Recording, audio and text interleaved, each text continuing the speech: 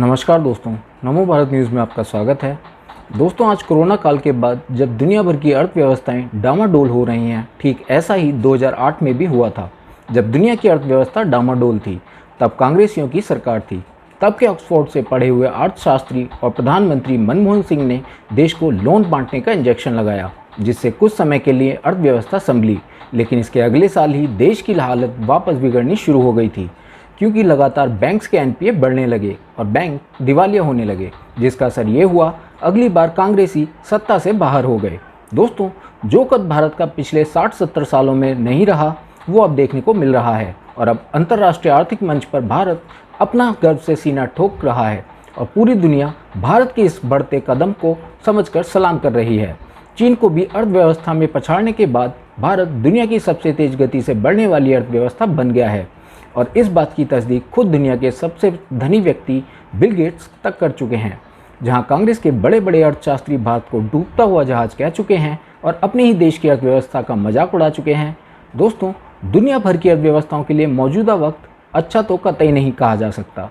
Ukraine युद्ध ने पूरी दुनिया को महंगाई का तोहफा दिया है। वहीं मंदी की आशंका और डॉलर की मजबूती के कारण दुनिया की कई अर्थव्यवस्थाओं के पैर उखड़ने लगे हैं। लेकिन इन झंझटों के बावजूद भारतीय अर्थव्यवस्था दुनिया भर में कमाल के आंकड़े पेश कर रही है, जिसे जान लेने पर यकीन माने आप भी खुशी से झूम उठेंगे।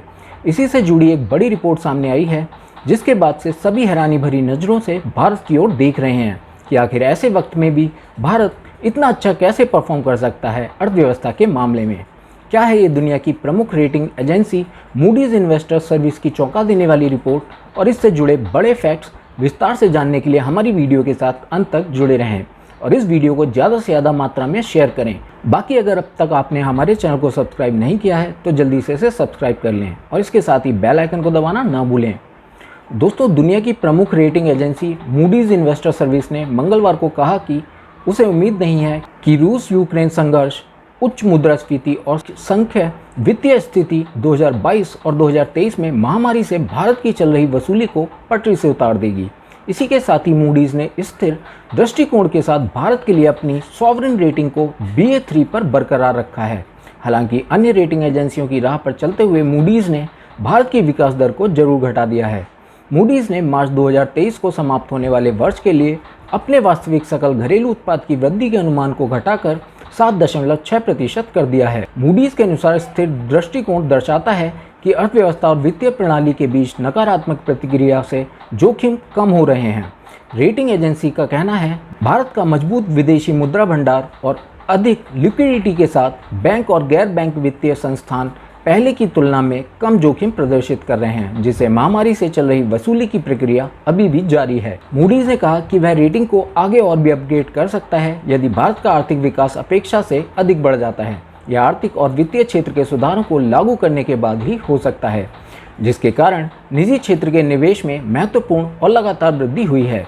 सरकार के कर्ज के बोझ में लगातार गिरावट और कर्ज का बोझ सहन करने की क्षमता में सुधार से भी क्रेडिट प्रोफाइल को समर्थन मिलेगा। मूडीज़ का कहना है कि भारत का क्रेडिट प्रोफाइल तेजी से विकास करने की क्षमता, अपेक्षाकृत मजबूत बाहरी स्थिति और सरकारी ऋण के लिए एक स्थिर घरेलू फाइनेंस आधार सहित इसकी बड़ी और विविध अर्थव्यवस्था सहित प्रमुख ताकत को दर्शाता है। इसमें कहा गया है कि बहुत बड़े घरेलू बाजार ने मजबूत मांग संचालित विकास प्रदान किया है, जिससे अर्थव्यवस्था को बाहरी मांग में उतार चढ़ाव से बचाव में मदद मिली है। बैंकों में पूंजी अनुपात बढ़ा। रेटिंग एजेंसी को उम्मीद है कि भारतीय बैंकिंग प्रणाली की गुणवत्ता में और सुधार होगा, क्योंकि अर्थव्यवस्था अब महामारी के दौर से बाहर निकल रही है।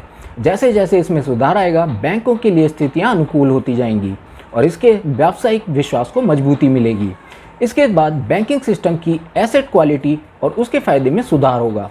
पिछले एक साल में सार्वजनिक और निजी दोनों बैंकों में पूंजी अनुपात बढ़ा है। दोस्तों, रूस और यूक्रेन युद्ध का असर भारतीय अर्थव्यवस्था पर भी देखने को मिला है। अप्रैल के महीने में विश्व व्यापार संगठन ने रूस यूक्रेन युद्ध के प्रभाव के कारण इस वर्ष वैश्विक व्यापार वृद्धि के अपने पूर्वानुमान को 4.7% से घटाकर 3% कर दिया था। रूस और यूक्रेन के बीच जारी जंग के परिणाम आर्थिक रूप से दुनिया के लिए इतने व्यापक होंगे, इसका अनुमान लगाना मुश्किल था।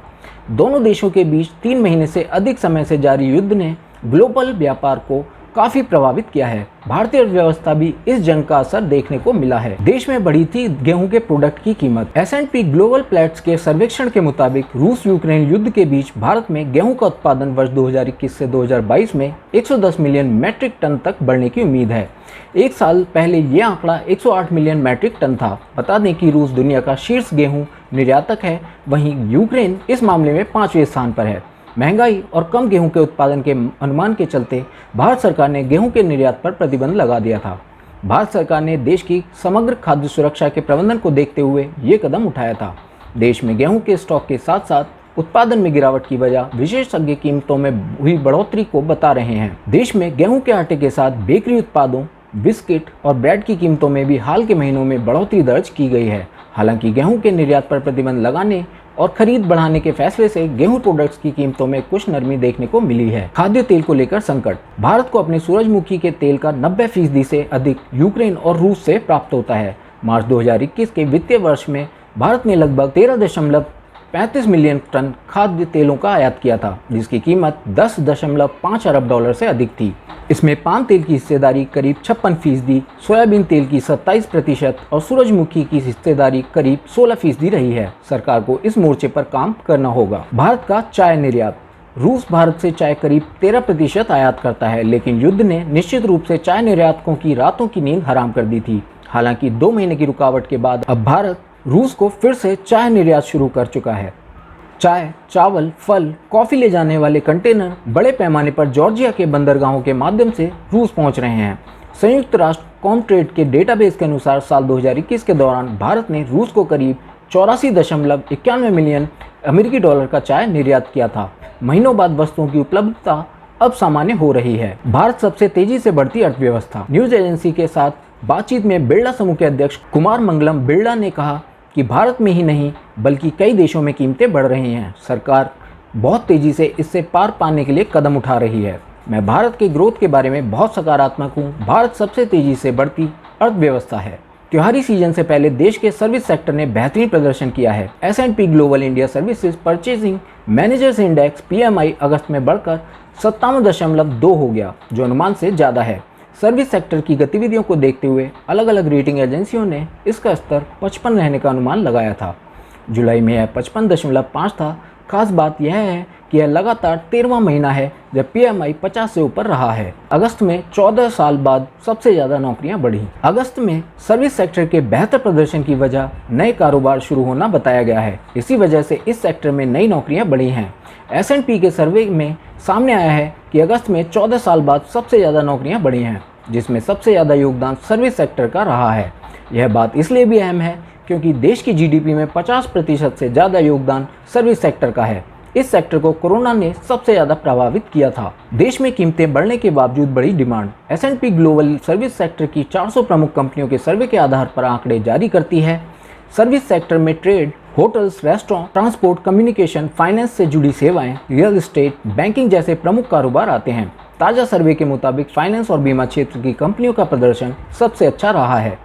अगस्त में महंगाई ज़्यादा रही, इसके बावजूद बाजार में डिमांड बढ़ी। इससे कंपनियों की कमाई बढ़ी, लिहाजा कंपनियों ने नई नौकरियां देना शुरू कर दिया। इसका असर आने वाले समय में दिखेगा। वीडियो को लाइक, सब्सक्राइब और शेयर करना ना भूलें। अपने विचारों को कमेंट बॉक्स में लिखकर हम तक जरूर पहुंचाइए।